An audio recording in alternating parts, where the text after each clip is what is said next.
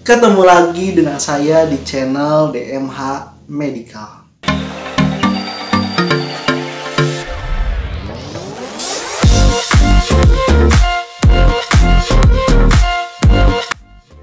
Oke guys, seperti biasanya seperti. Jadi kali ini saya mau berbagi kepada kalian mengenai jalur masuk SIMAMA atau jalur masuk Poltekkes nih guys. Nah, kali ini saya mau membahas mengenai bagaimana sih ketika kita mau ujian SIMAMA, apa saja yang harus dipersiapkan dan tipsnya sebelum ujian itu bagaimana. Nah, nanti kakak akan sharing pengalaman kakak dan apa saja yang perlu kalian siapkan.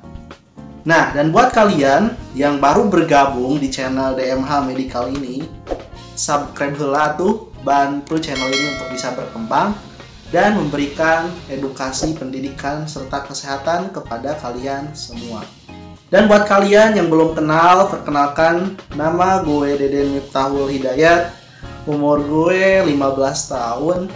Kalian pokoknya udah tepat berada di channel ini. Subscribe dan dukung terus. Sebelumnya saya ada informasi nih kepada kalian semua, khususnya yang sedang persiapan untuk masuk Poltekkes. Jangan khawatir, kenapa? Karena sekarang ada pendaftaran tryout bersama masuk Poltekkes 2021 yang akan diselenggarakan pada hari Minggu 11 April 2021. Tinggal beberapa hari lagi nih. Nah, ini posternya buat kalian yang berminat ikut tryout-nya. Untuk tiketnya hanya 20.000 saja, silahkan klik nomor WA kakak di bawah ini. Dan buat kalian juga yang berminat untuk membeli soal asli SIMAMA dan soal asli psikotes yang diujikan tahun-tahun sebelumnya, sekarang ada di kakak. Kalian bisa latihan dari sana. Kenapa? Karena soal SIMAMA itu tidak akan jauh berbeda bentuk soalnya atau tipe soalnya dengan tahun-tahun sebelumnya. Maka dari itu, buat kalian yang berminat ikut tryout sama beli soalnya, silahkan klik nomor WA kakak di bawah ini atau klik link yang ada di deskripsi ya. Ditunggu. Oke guys, langsung saja pada intinya langsung. Jadi saya di sini mau sharing kepada kalian semua gimana nih ketika kita nanti ujian SIMAMA, apa saja yang harus dibawa, harus disiapkan, dan ketika mau ujian dan sedang ujian apa saja nih kak tipsnya. Karena banyak sekali nih yang bertanya gitu, apakah yang harus dibawa itu sama seperti SBMPTN, sama seperti UTBK? Ya tentunya berbeda gitu, karena SIMAMA punya kebijakannya masing-masing. Apa saja yang perlu dibawa ketika kalian mau ujian SIMAMA?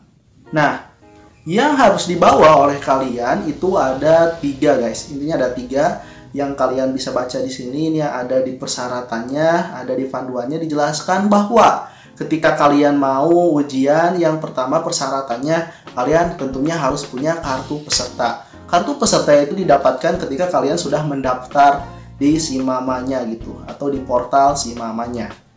Nah, untuk kartu peserta bentuknya seperti ini. Kemudian yang kedua itu kartu identitas yang kalian upload atau yang kalian input ketika mendaftar di portal SIMAMA atau di website SIMAMA-nya guys.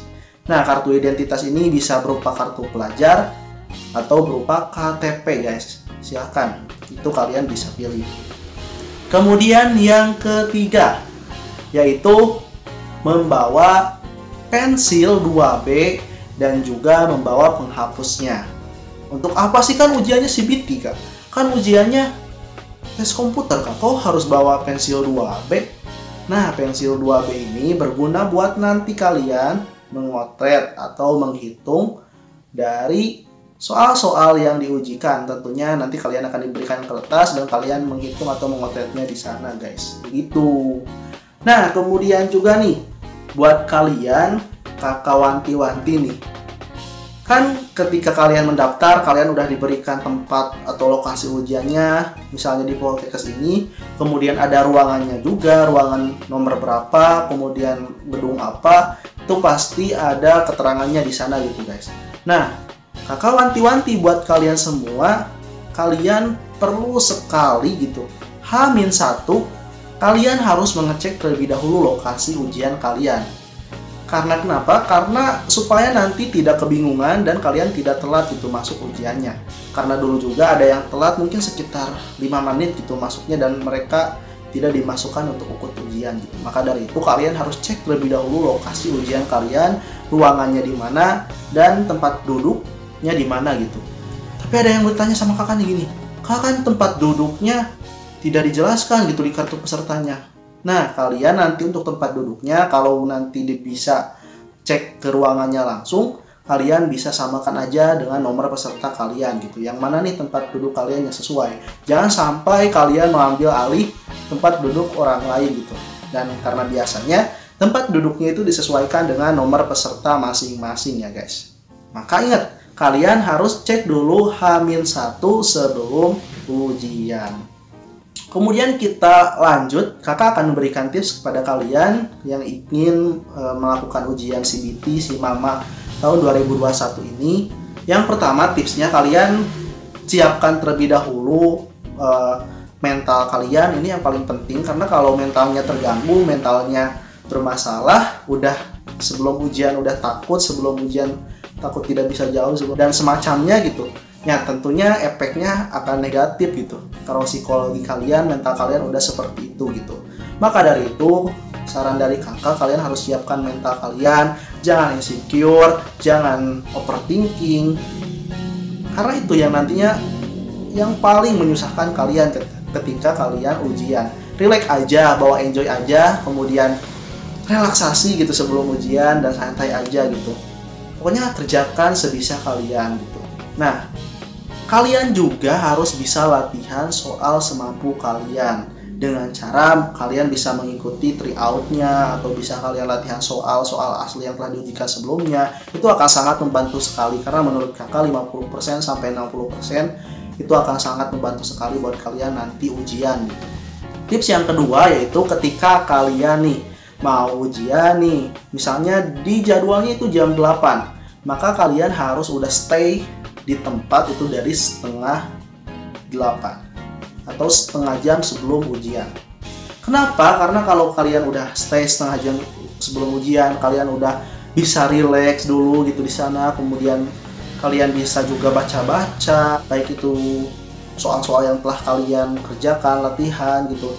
Pokoknya kalian bisa relax dulu di sana gitu, karena setengah jam, jangan dulu ngobrol dengan orang lain, kalian fokus aja sebelum ujian itu setengah jam gitu. Cari daerah-daerah yang agak sepi gitu, supaya kalian bisa relaksasi terlebih dahulu, bisa menyantaikan diri terlebih dahulu, dan bisa merilekskan otak kalian terlebih dahulu gitu sebelum ujian. Karena kenapa? Karena ini sangat penting sekali untuk menunjang psikologi kalian gitu ketika nanti ujian. Kemudian untuk yang kedua, setelah kalian pergi ke kampusnya untuk ujian setengah jam sebelum ujian, nah ketika kalian mau ujian, kakak sarankan nih kalian juga harus ingat nih, kalian harus juga ikhtiar langit. Ikhtiar langit itu apa? Ikhtiar langit itu adalah berdoa kepada Yang Maha Kuasa. Karena kenapa? Karena segala bentuk apapun itu atas kehendaknya gitu. Sebagai orang yang percaya terhadap Yang Maha Kuasa, kita juga harus berdoa. Berdoa juga itu nantinya, meminta doa kepada orang lain juga, itu nantinya akan memberikan efek psikologi kepada kalian yang luar biasa, sehingga kalian bisa percaya diri, sehingga kalian bisa semangat, dan berefek gitu ke hasil nanti kalian juga. Maka dari itu, ingat, ikhtiar langit terlebih dahulu sebelum kalian mau melakukan apapun. Kemudian yang ketiga nih, ini soal teknis. Kakak dulu ketika ujian sangat-sangat agak kewalahan gitu. Karena kenapa? Karena waktu itu juga kakak udah ujian di UTBK, kemudian ujian di kampus-kampus lain gitu, dan kemudian ujian SIMAMA. Jadi waktu itu memang udah terbiasa menjawab soal, tetapi agak kesulitan gitu kalau SIMAMA ini, karena waktu itu juga kakak agak lumayan sempit gitu persiapannya, karena terbagi-bagi gitu, tidak hanya SIMAMA aja yang 3 bulan itu persiapan banyak banget gitu. Nah, ketika kalian ujian, saran dari kakak, kalian jangan terfokus ke soal-soal yang tidak kalian kuasai, ke soal-soal yang membuat kalian pusing gitu, baru mengerjakan satu soal aja gitu, udah menghabiskan waktu 10 menit gitu. Jangan sampai seperti itu. Kalau kalian merasa kesusahan, 1 menit udah kesusahan, 2 menit udah kesusahan soal tersebut, loncat aja ke soal-soal yang lebih mudah yang kalian kuasai gitu. Misalnya mau bahasa Indonesia dulu karena saya jago bahasa Indonesia, silahkan kalian kerjakan dulu bahasa Indonesia. mau bahasa Inggris dulu, kerjakan dulu bahasa Inggris dulu. Karena gue ya jago bahasa Inggris, maka kalian kerjakan bahasa Inggris. Karena saya jago fisika, saya jago matematika, silahkan berurutan gitu. Kalian kerjakan yang menurut kalian mudah gitu. Karena kenapa? Karena kan kita berpacu dengan waktu gitu. Kalau kita merasa bisa mengerjakan tetapi agak kesulitan dan terus digugulung gitu, gak meloncat dengan soal-soal yang gampang, itu sangat akan menghabiskan waktu kalian dan nanti juga akan buyar gitu fokus kalian. Kemudian tips yang keempat ya, untuk selanjutnya ini mungkin tips yang terakhir dari kakak nih, yaitu kalian jangan terburu-buru guys. Kenapa kalian jangan terburu-buru? Misalnya waktunya masih banyak, kalian udah dikumpulkan gitu, jangan seperti itu. Manfaatkan waktu yang ada. Bahkan kalau kakak gitu mengerjakan soal ujian seperti itu, sebelum waktunya habis kakak tidak akan mau mengumpulkan gitu. Kakak harus cek dulu soal-soalnya, meskipun udah selesai kita harus cek dulu mana sih yang kalau menurut kita salah gitu, mana sih kita cek dulu, kita yang belum dikerjakan kerjakan gitu. Dan yang paling penting gitu, karena kan si mama ini tidak ada pengurangan nilai gitu, misalnya benar satu kemudian salah satu dikurangi nilainya, enggak seperti itu. Kalau si mama tidak ada pengurangan nilai, maka dari itu saran kakak kalian isi semuanya gitu. Maupun itu kalian tidak bisa, isi pokoknya, mau ngarang mau dikocok mau apapun itu pokoknya isi. Karena kan kalau tidak diisi otomatis kalian gagal, tapi kalau diisi maka kalian berpeluang gitu, 50% nya berpeluang benar, 50% nya berpeluang salah gitu. Maka dari itu isi semuanya, dan juga kalian jangan terburu-buru. Nah oke, mungkin itu saja video kali ini, udah panjang lebar sekali. Terima kasih yang sudah menonton dan mendukung channel saya ini, semoga bermanfaat sharing kali ini. Saya Dede Niptaul Hidayat, sampai jumpa kembali di video selanjutnya.